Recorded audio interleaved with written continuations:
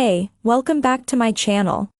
In this video, I'm gonna talk about top 5 best camera for photography. Starting at number 5. OM System OM1. Not everyone needs a full-frame camera.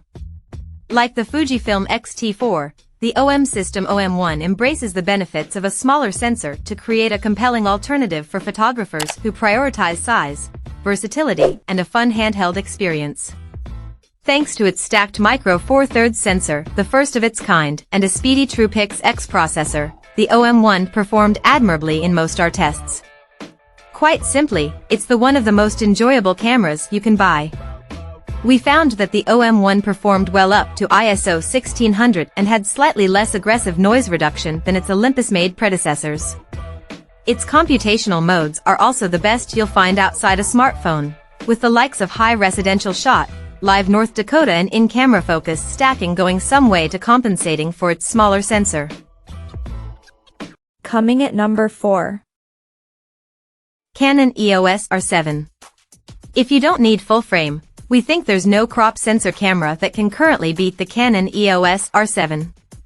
In our review, we highlighted its superb autofocus performance, excellent in-body image stabilization and the class-leading detail delivered by its 32.5 MP sensor. Across a range of scenarios, the EOS R7 produced lovely images in our real-world tests, although its full-frame cousins still have the edge in low light. We were also impressed by its 30 frames per second burst speeds, which make it a great choice for sports and wildlife enthusiasts. Our tests also found the EOS R7 a nice camera to hold and use, with a decent grip and generous spread of direct access controls. Dual UHS-2 card slots are a welcome bonus, while the ability to record uncropped 4K/60p video output makes the EOS R7 a tidy all-rounder. The only major drawback at present is the continued lack of native lenses, an issue not suffered by alternative APS-C cameras such as the Sony A7R and Fujifilm X-T5. At number 3. Canon EOS R10. It isn't the cheapest camera for beginners, but we think the Canon EOS R10 is the best option for those starting their photographic journey.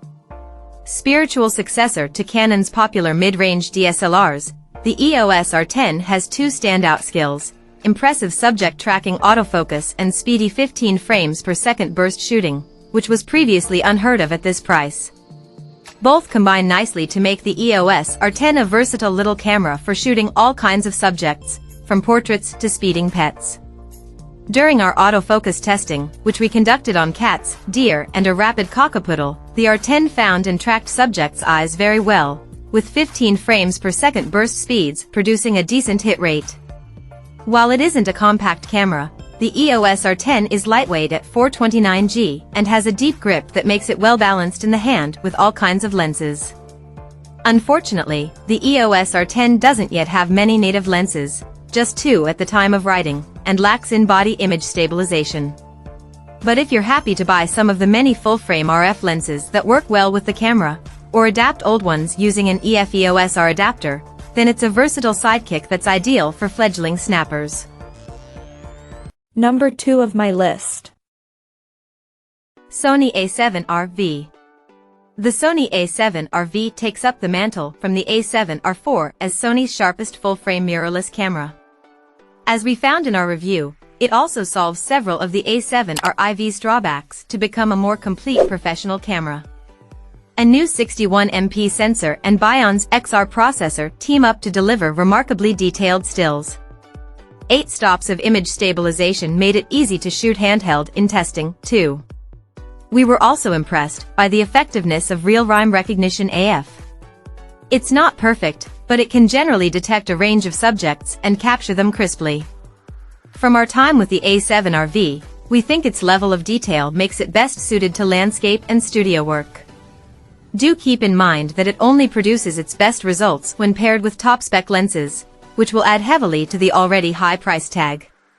The A7R IV offers the same resolution, but we do think the A7 RV is the better camera overall, particularly with a sharper EVF that makes framing a joy. That said, if you don't need so many sensor pixels, you'll find better value for less elsewhere. And number 1. Sony A7 IV. Following the fantastic A7 III was never going to be easy, but the A7 IV is a worthy successor. With a new 33MP sensor that's solid for both stills and video, it's a compelling mirrorless option for hybrid shooters. In our review, we called it a brilliant blend of photographic power and video versatility. A price hike does mean it's no longer an entry-level full-frame camera like its forebear, but a Bion's XR processor powers solid performance that broadly justifies the extra expenditure. The A7 IV also benefits from Sony's class-leading autofocus skills, plus upgrades like 10-bit video and an almost endless buffer depth with a CF Express card.